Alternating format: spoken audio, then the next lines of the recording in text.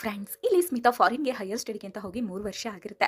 ಈಕೆ 3 ವರ್ಷದ ನಂತರ ಇಂಡಿಯಾಗೆ ವಾಪಸ್ ಬರ್ತಿರ್ತಾಳೆ. ಈಕೆನ ಕರ್ಕೊಂಡು ಬರೋದಕ್ಕೆ ಅಂತ ಸ್ಮಿತಾಳ ತಂದೆ ಏರ್ಪೋರ್ಟ್ಗೆ ಹೋಗ್ತಾರೆ. ಇಲ್ಲಿ ಸ್ಮಿತಾಳ ವೇಷಭೂಷಣ ನೋಡಿ ಈಕೆ ತಂದೆಗೆ ಶಾಕ್ ಆಗುತ್ತೆ. ಹಾಗೆ ಅಲ್ಲಿ ಕಾಫಿ ಶಾಪ್ ಅಲ್ಲಿ ಇದ್ದವರು ಕೂಡ ಈಕೆಯನ್ನ ತುಂಬಾನೇ ವಿಚಿತ್ರವಾಗಿ ನೋಡ್ತಿರ್ತಾರೆ. ಈಕೆ ತನ್ನ ಬಾಯ್ ಫ್ರೆಂಡ್ ನ ತನ್ನ ಫ್ರೆಂಡ್ ಅಂತ ಹೇಳಿ ತನ್ನ ತಂದೆಗೆ ಪರಿಚಯ ಮಾಡ್ತಾರೆ. ನಂತರ ಇವರು ಮನೆಗೆ ಹೋಗ್ತಾರೆ. ಮನೆಗೆ ಬಂದಾಗ ಸ್ಮಿತಾಳ ತಾಯಿ ಯಾರಿ ಹುಡುಗ ಯಾವ ಜನಾಂಗ ಅಂತ ಕೇಳ್ತಾರೆ. ಅದಕ್ಕೆ ಸ್ಮಿತಾ ತುಂಬಾನೇ ಕೊಬ್ಬಿಂದ ಉತ್ತರ ಕೊಡ್ತಾಳೆ. ಈತ ನನ್ನ ಫ್ರೆಂಡ್, ನಮ್ ಜನಾಂಗನೇ. ಯಾಕೆ ಅವ್ನಿಗೇನಾದ್ರೂ ಬಾಲ ಕೊಂಬು ಆತರ ಏನಾದ್ರೂ ಇದೆಯಾ? ನಮ್ ತರನೇ ಇದಂತಾನೆ, ಮನುಷ್ಯನೇ ತಾನೆ ಅಂತ ಹೇಳಿ ಉತ್ತರ ಕೊಡ್ತಾಳೆ. ಈ ಕಡೆ ಸ್ಮಿತಾಳ ತಂದೆಗೆ ರಿಟೈರ್ಡ್ ಆಗಿರುತ್ತೆ. ಇವಳ ತಂದೆಯ ಬಾಸ್ ಮನೆಗೆ ಬರ್ತೀನಿ ಅಂತ ಹೇಳಿರ್ತಾರೆ. ಈಕೆ ತಂದೆ ಇವಳಿಗೆ ಒಂದು ಡ್ರೆಸ್ ಅನ್ನ ಕೊಟ್ಟು ನಮ್ ಬಾಸ್ ಬರ್ತಾರೆ, ನೀನು ಇದೇ ಡ್ರೆಸ್ ಅನ್ನ ಹಾಕೊಂಡಿರ್ಬೇಕು ಅಂತ ಹೇಳಿರ್ತಾರೆ. ಈ ಕಡೆ ಬಾಸು ಕೂಡ ಮನೆಗೆ ಬರ್ತಾರೆ. ಆದ್ರೆ ಸ್ಮಿತಾ ಮಾತ್ರ ಯಾರೇ ಬಂದ್ರು ಶಾರ್ಟ್ ಡ್ರೆಸ್ ಹಾಕೊಂಡಿರ್ತಾಳೆ.